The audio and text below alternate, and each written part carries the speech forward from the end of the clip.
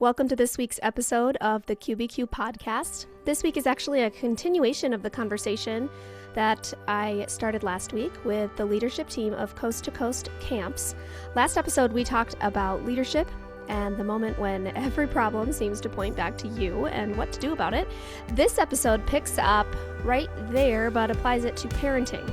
And we talk about why a parenting book like our book, Raising Accountable Kids, can be powerful, of course, for parents, but even for non-parents, especially those who work with children.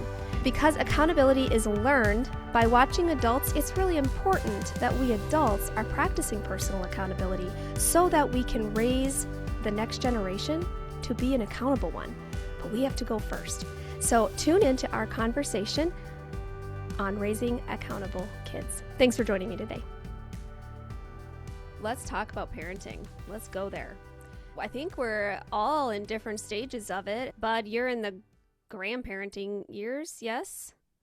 My wife and I are guardians for our 3 grandchildren. We have a 3, 5, and 8-year-old. Julie, you are in the 17 to college aged. Yep, I've got one home in high school, one in college, one getting married next month, and another one that's been married 2 years. And Dustin? Yeah, I've got a 3-month-old as of today and a 2-month-old foster child that we've had for about 7 months now. I don't know if you're aware, but I have 3 adopted sisters who came out of the foster care system. So I get that to a very small extent. And as a reminder to our listeners, I have a 7-year-old, 10-year-old, 13-year-old, and 15-year-old.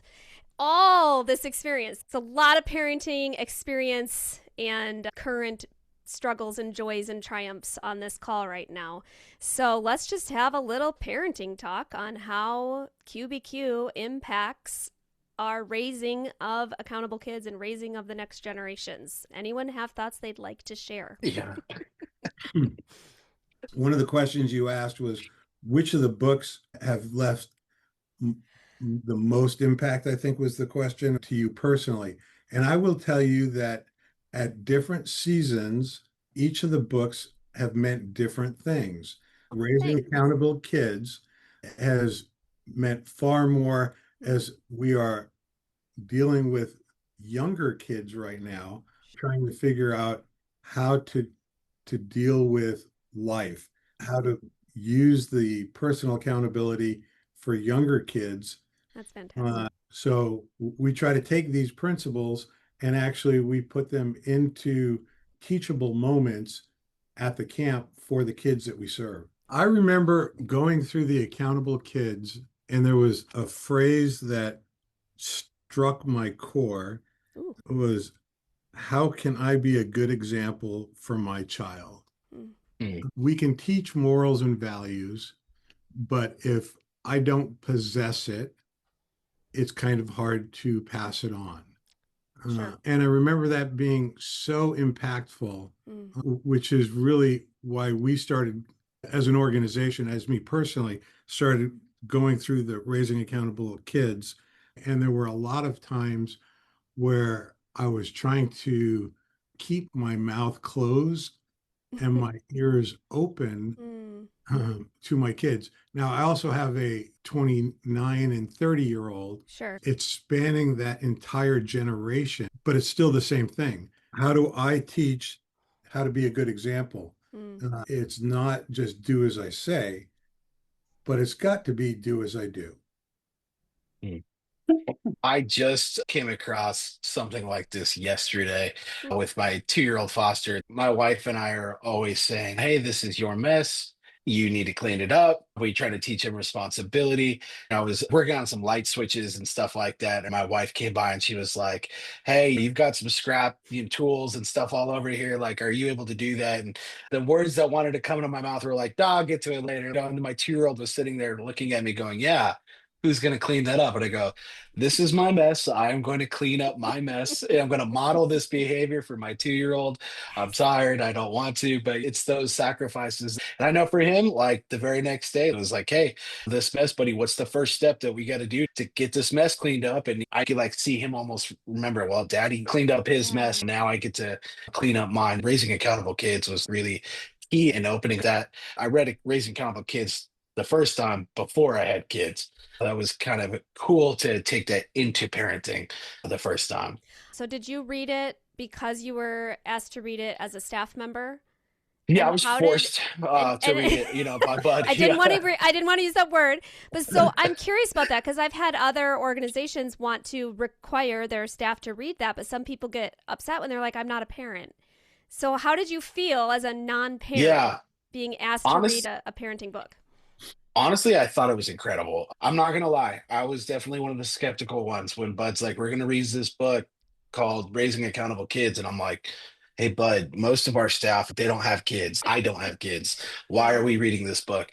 It really was very eye-opening because I think for me, it allowed me to take myself out of the shoes of Dustin and put myself into the shoes Mm, of a parent. I've worked with kids for 15 years, but to be able to see things from their eyes and see, okay, you know what, this is difficult and this is hard. I think the empathy that I had and the way that I was able to relate with parents really opened my eyes to so much. And I think it did that for a lot of our staff. As I was taking staff in South Carolina through it, one of the things I was constantly asking them to do is, hey, I really want you to try to take yourself out of the shoes that you're in as a counselor or as a camp director and put yourself in the shoes of a parent who's been at work all day long, who mm, is tired, who's coming home, and now they're having this child. And put yourself in their shoes for a minute. Because now when you yeah. read those words, is all of a sudden it opens up a lot more to you. Go, wow, it's a little bit harder. Oh, and by the way, don't forget to feed them and make sure their homework's done and bathe them and good night. Like it's all that in 20 minutes.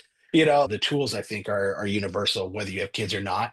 That's I think great. to piggyback on that, I think the Yeah. conversations that we had with staff in QBQ, because it is focusing on them, I think they're at times often nervous or hesitant Hmm. because of that accountability that Mhm. they struggled to step into that and know that they were actually having to do the work on themselves. But when we were going through raising accountable kids, the conversations and the freedom to talk about it because they weren't the subject, the children were Mm, the subject. We yeah. were having such more meaningful conversations Oh about yeah. the QBQ concept, even though you Interesting. wouldn't have thought it. And I just remember I kept saying that to Dustin, but I just like everybody is talking Yeah. about because the spotlight's not on them, it's on the kids. And yes, Yeah. obviously we're a childcare organization, so it applies, but we were just able to have just really amazing conversations with the same staff over the same content, but because Yeah. it was Mhm. focused on the children and not themselves, they were actually able to be more vulnerable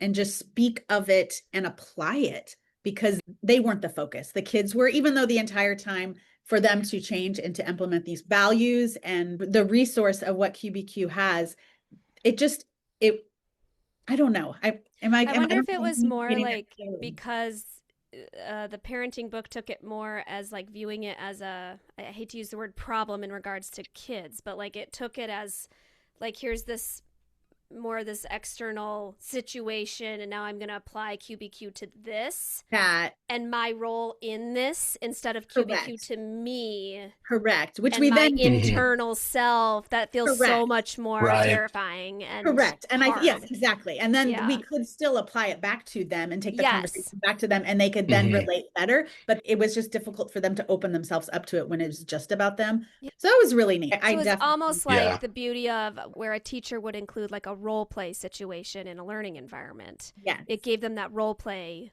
opportunity. I'm in a role play in this, childcare pickup situation when a child melts down when they see mom. What can Yes. I do What can I do instead of to Right. mitigate this weight of it situation? all on them? Yes, Yeah. exactly. So no, Yeah, that So was interesting. raising accountable kids was definitely, I think, like of the QBQ books that I've been through, I think was the most impactful book, I think, for us and the staff and watching them interact with it, as Julie said. But I I, love I it. I think that one of the things that really helped it was be able to look at it from a new angle. Our staff may not be parents, but we do have things in what we do professionally. There are things that relate and correlate, right? If we're dealing with a child that is having a behavior issue, how we're going to address that behavior issue is still going to be very similar to how a parent is going to address that behavior issue. And so it's going to say, how can I then Hmm. help this child work through this, right? So that means that I might have to remove myself from the situation of going, I'm tired of hearing you cry, to be able to say, what do I need to do from your perspective to help Yeah. you. So now I'm looking at this child that's crying and go, hey, how was your day today? Is there something that happened to you today that maybe was hard, that really changed the mindset of some of our staff to sit there and take that extra step? I'm responsible for helping this kid become a better human being, because that's what the goal is, right? I think our staff really, really took that well and was able to put themselves in those shoes. Yeah. Mhm. And I think trying to learn how to equip these children, staff, myself, it's for life. How do I eliminate the complaining? And how do I help myself when it comes to a interaction with my spouse? How does that play out with fellow coworkers? How does that spell out when I'm dealing with a group of kids who really just want to complain and procrastinate and not do the things at hand?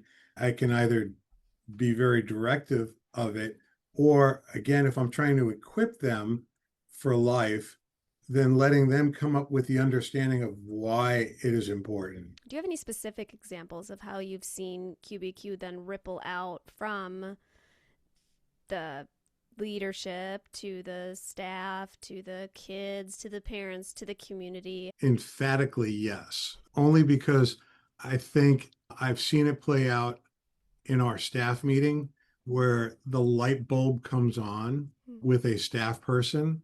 I've seen it happen with kids who are sitting there and their natural reaction is to complain that they don't want to do something. But it's that coaching to have them sit there where the light bulb comes on and then stopping midstream and saying, okay, yeah, I need to own this.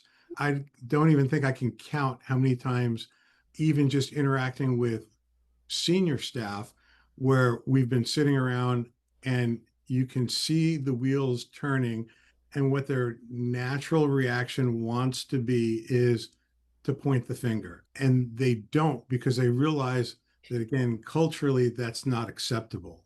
Yeah. Right. And to sit there and watch them own it, for me to see that growth in, again, a staff member, a parent interacting with a child, the children interacting with each other.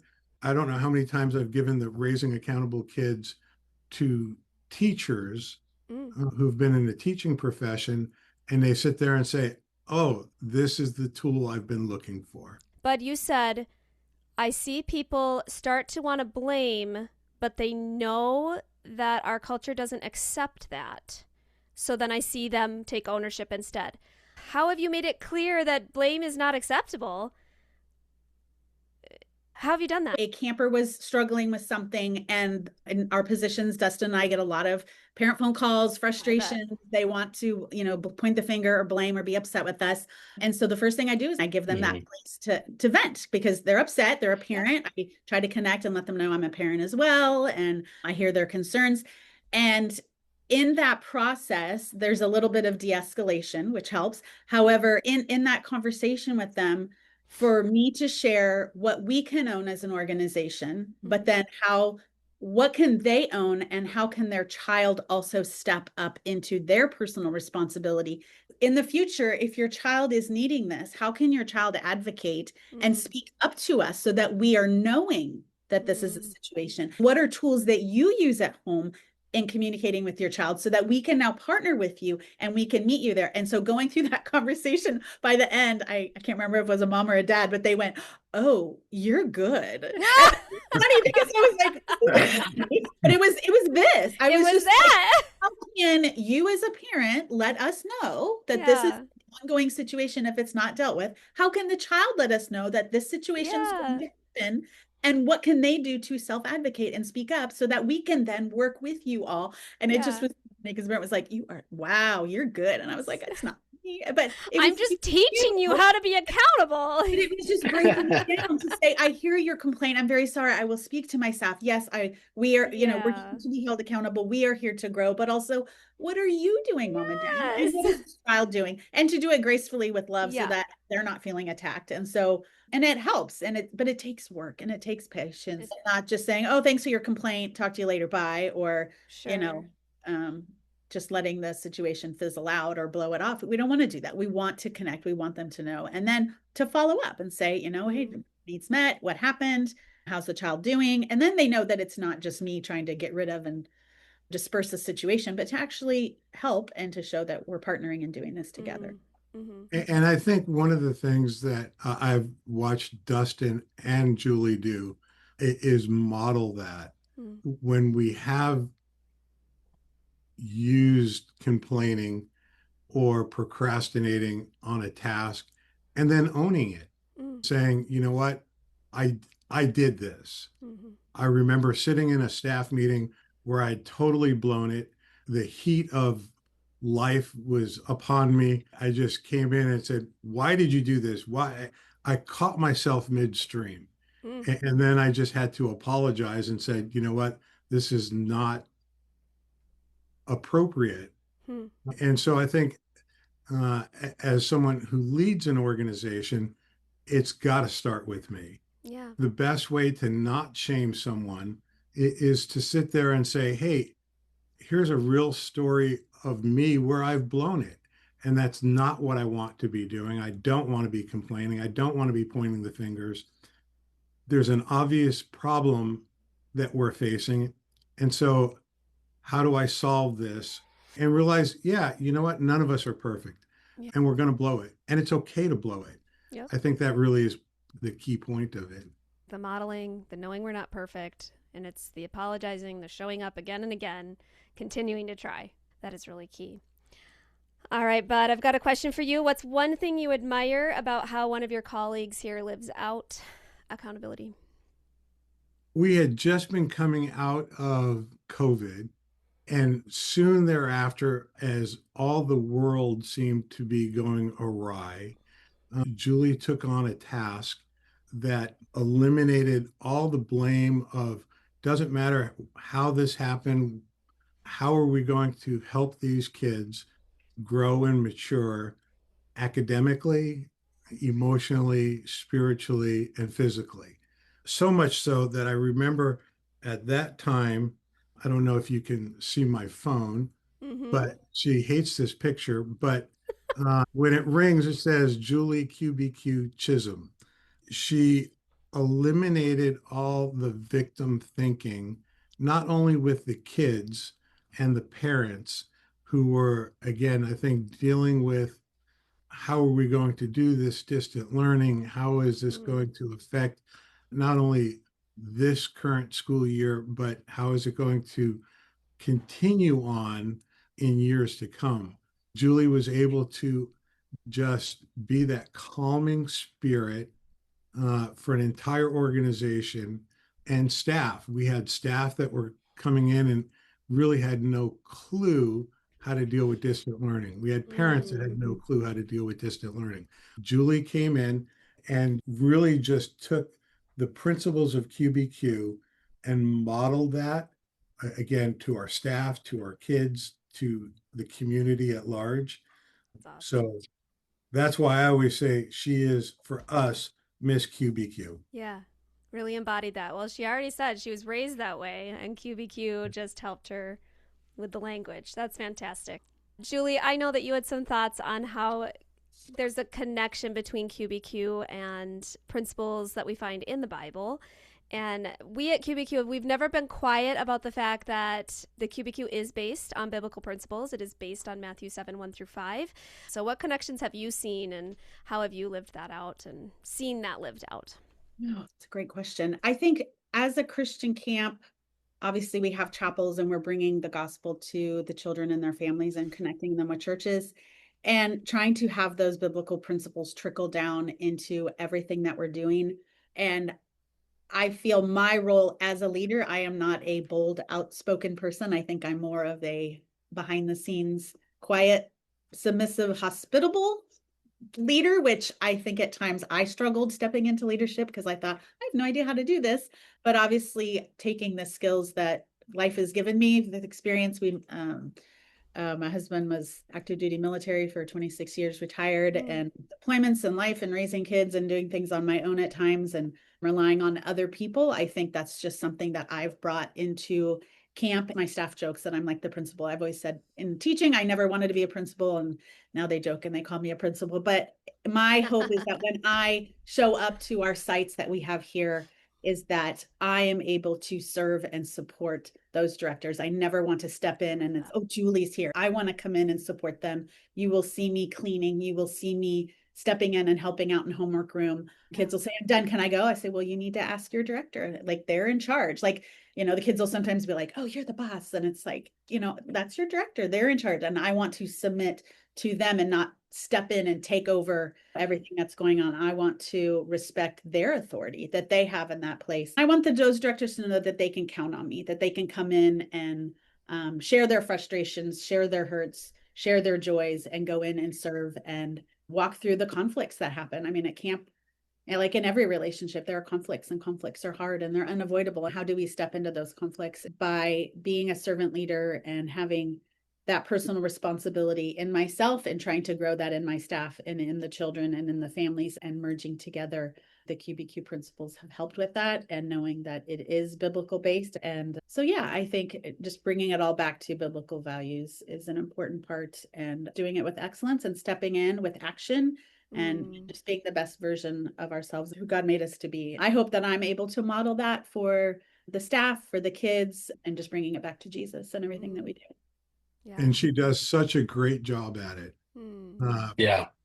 Julie's motto has always been, I cannot change the wind. All I can do is adjust my sails. That has really been her mantra as she deals with staff and loves on staff and parents and the kids that she serves. Yeah, Julie, you say you may be quiet, but your actions speak pretty loud, and that's something I was going to say that. I've always really just looked up to you, Julie. I mean, in those ways, I learn constantly from you. There's no one I respect more than Julie, and just the way that she leads the team, and not just her QBQ lifestyle, because it really is a lifestyle for her, but just the way that she loves people and helps them grow as individuals. I appreciate your thoughts on that, because it is important for all of us to know how to live our values and live our beliefs. And I think QBQ really helps.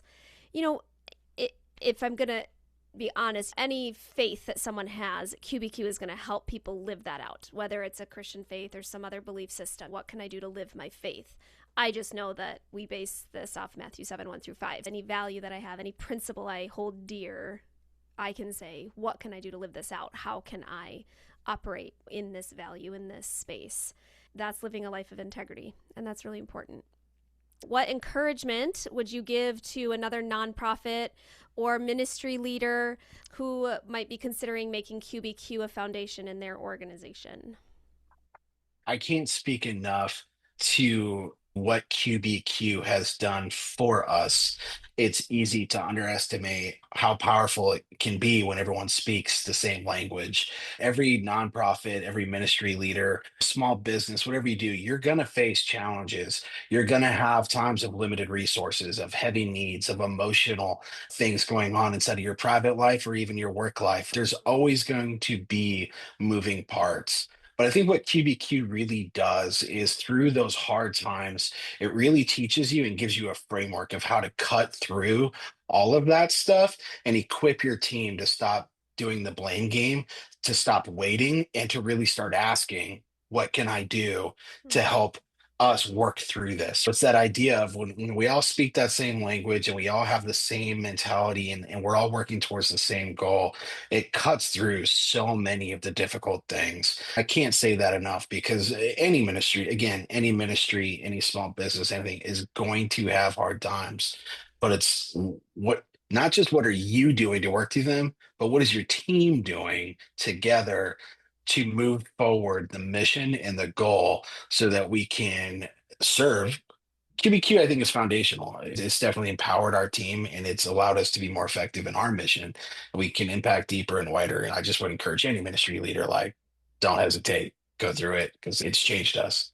Any final thoughts you'd like to share? Kristen, I just want to say I am so thankful for your dad, John, Me too. for writing these books Hmm. and allowing us the privilege of handing these to the people that we come in contact with. Hmm.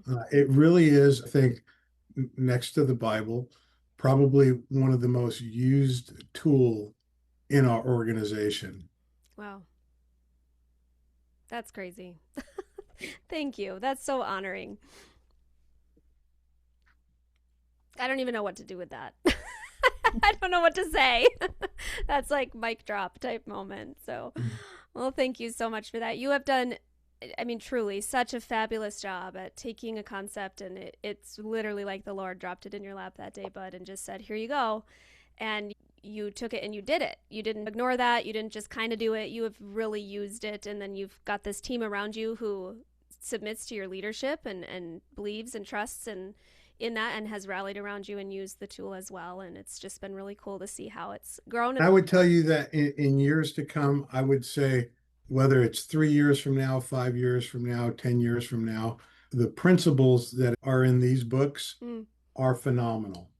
They're just the right tools for any organization, whether it's a restaurant, a for-profit, a nonprofit, making cars, hairdressing, Yeah. teaching. It's how do I eliminate the blame, the victim thinking, the complaining, the procrastinating? How do I do that? And that's a core problem, I think, in most of us as adults and humans as we try to do that. Again, I'm not negating the fact that my 5-year-old still has to go through the same process.